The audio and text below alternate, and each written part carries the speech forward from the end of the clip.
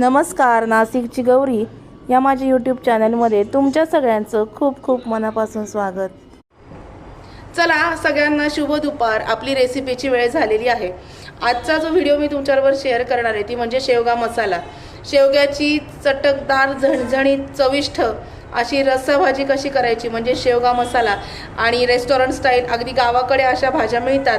आणि असे मी बाजारात गेले होते, मस्त ताजा ताजा शेवगा मिळाला आणि शेवग्याच्या शेंगा ज्या आहेत त्या आरोग्यासाठी अतिशय गुणकारी असतात।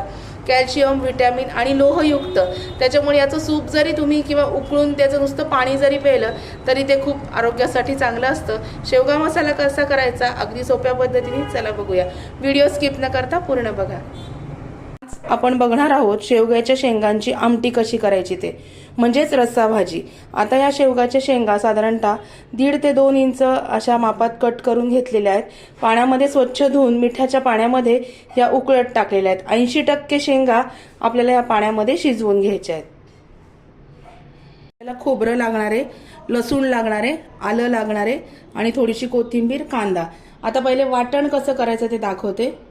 हे बघा, मिक्सरच्या भांड्यामध्ये खोबरं नंतर लसूण,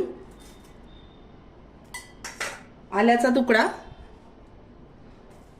थोडीशी कोथिंबीर हे मिक्सरमधनं वाटून घ्यायचंय आपल्याला। मिक्सरमध्ये वाटताना थोडंसं पाणी घालायचं। हे बघा, थोडंसं पाणी मी याच्यामध्ये घालते आणि हे वाटून घेते। याचं बारीक वाटण करून घेऊया। हे बघा, हा शेवगा पाण्यामध्ये मस्तपैकी मी उकडून घेतलेला आहे। 80% शेवगा पाण्यामध्ये उकडून घ्यायचा, खूप जास्त गाळ होता कामा नये, जेणेकरून ही शेंग आहे ना ही फक्त अशी फुटली पाहिजे। हे बघा, त्यातली बी खाली पडली, ही शेंग फक्त अशी फुटली पाहिजे एवढं याच्यामध्ये आपण शेवगा 80% नुसता पाण्यामध्ये उकडून घ्यायचा, म्हणजे छान 80% शिजवून घ्यायचा। आता आपण गॅसवर कढई ठेवूया। आता कढईमध्ये साधारणतः तेलातल्या 2 पळ्या तेल मी घेतलेलं आहे। आपण याच्यामध्ये फोडणी करणार आहोत। आता चला, खूप छान लागतो शेवगा मसाला, तुम्ही पण करून बघा या पद्धतीने। याच्यामध्ये मी टाकते थोडीशी मोहरी, थोडंसं जिरं। मोहरी आणि जिरं छान तडतडू द्यायचं। हे बघा, मोहरी छान तडतडू द्यायची, जिरं छान तडतडू द्यायचं। हिंग घालायचा, हिंग। नंतर आपण याच्यामध्ये कांदा घालणार आहोत। हे मोहरी छान तडतडायला लागली, कांदा घालायचा।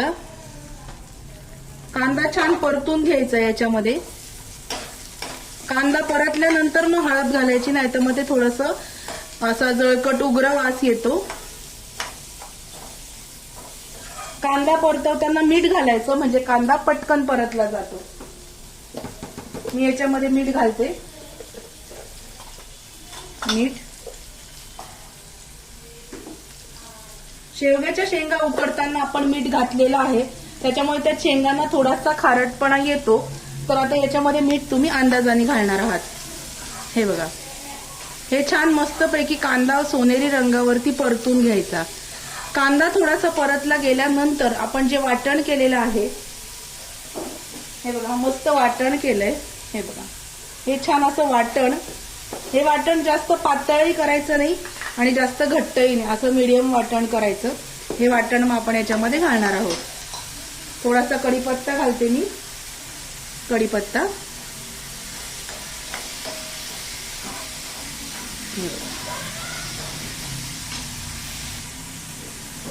कांदा मस्तपैकी परतून घ्यायचा छान।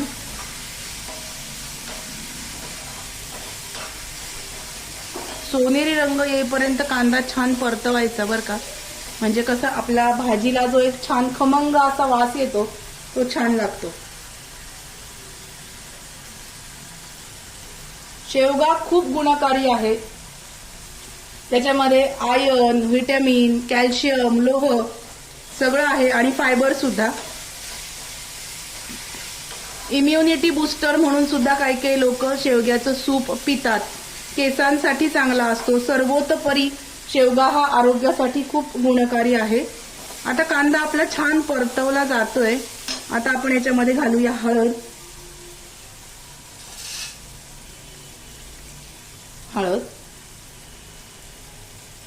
हळद घातली.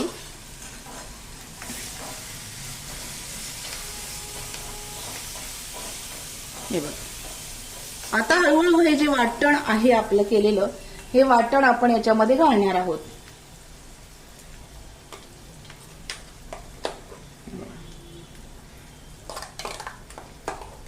वाटण आणि हे छान परतून घ्यायचं. छान परतायचं अगदी त्याला तेल सुटेपर्यंत. कारण खोबऱ्याला तेल असतंच आंगचं, त्याच्यामुळे तेल सुटेपर्यंत छान परतून घ्यायचं. हे थोडंसं परतायला आल्यानंतर याच्यामध्ये आपण घालणार आहोत काळा मसाला, तुमच्या आवडीनुसार, तुमच्या चवीनुसार. लाल तिखट, धणा पावडर. एव्हरेस्टची सध्या मी धणा पावडर वापरतीये. एव्हरेस्ट तुम्ही तुमची घरातली पण वापरू शकता. धणा पावडर आणि हे छान मस्तपैकी असं हलवून घ्यायचं. शेवगा मसाला थोडासा झणझणीत असतो, छान असतो, म्हणजे खूप अगदी फिक्का पण चांगला लागत नाही. म्हणून तुमच्या आवडीनुसार तिखट आणि मसाला तुम्ही तुमच्या आवडीनुसार, तुम्हाला कितपत तिखट आवडतं, कितपत मसालेदार आवडतं ते घेणार आहात. हे बघा, मस्त पाणी सुटलेलं, सॉरी मस्त तेल सुटलेलं आहे याला. हे बघा, 2 मिनिटांसाठी परतून घेऊया आणि मग मी बोलते तुमच्याशी परत. आता हा आपला मसाला तयार झालाय. या मसाल्यामध्ये या शेवग्याच्या शेंगा टाकूया.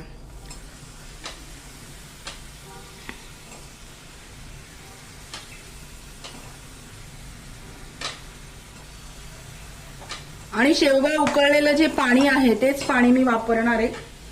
शेवगा ज्या याच्यात उकळला तेच पाणी वापरणार. ते फक्त मिक्सरमध्ये आपलं जे वाटण आहे केलेलं, ते वाटण वाया जाऊ नये म्हणून मिक्सरमध्ये ते पाणी मी घालून घेतलं. आणि मग हे पाणी आपण याच्यामध्ये टाकूया.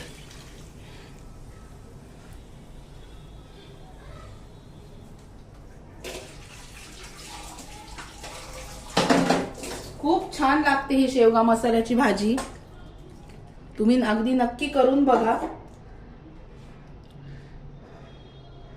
गॅस थोडा मोठा करते. ऑलरेडी आपल्या शेंगा ज्या आहेत ह्या शिजलेल्या आहेत. 80% शिजलेल्या आहेत. उरलेल्या 15 ते 20% शेंगा आपण याच्यामध्ये शिजवून घेणार आहोत. शेंगा छान शिजवून घेते आणि मग बोलते तुमच्याशी परत. याला छान उकळी काढली ना, म्हणजे मग तो आपला सगळं आपण जे याच्यामध्ये मसाले घातलेले आहेत त्याचा स्वाद या रस्स्याला लागतो. हे बघा, आपली भाजी मस्तपैकी उकळायला लागलेली आहे. हिरवीगार कोथिंबीर आपण याच्यावरती घालायची. एक टीप लक्षात ठेवा, शेवगा 80% पाण्यामध्ये आधीच उकळून घ्यायचा. कुकरमध्ये जर तुम्ही शिट्ट्या देऊन शेवगा उकळवला तर त्याचा गाळ होतो, म्हणून शेवगा कढईमध्ये पाणी घेऊनच उकळायचा. आणि कोथिंबीर आहे ही शेवटी गॅस बंद करायच्या वेळेस घालायची रस्स्यामध्ये, कारण आधीच जर कोथिंबीर घातली तर त्याचा रंग काळा पडतो. या 2 टीप लक्षात ठेवा. भाजी मस्त उकळायला लागलेली आहे आणि भाजी आपली तयार आहे. भाजी तयार आहे शेवग्याची. दिसते? शेवग्याच्या शेंगांचा रस्सा म्हणजेच मसाला शेवगा तयार आहे. हे बघा, किती सुंदर भाजी झाली आहे. कसा वाटला आजचा व्हिडिओ मला नक्की कळवा. व्हिडिओ जर आवडला असेल तर व्हिडिओला लाईक करा, शेअर करा, सबस्क्राईब करा. भेटूया अशाच नवीन व्हिडिओमध्ये नवीन विषयाबरोबर उद्याला. तोपर्यंत ही भाजी करून बघा बरं का. Bye bye, take care.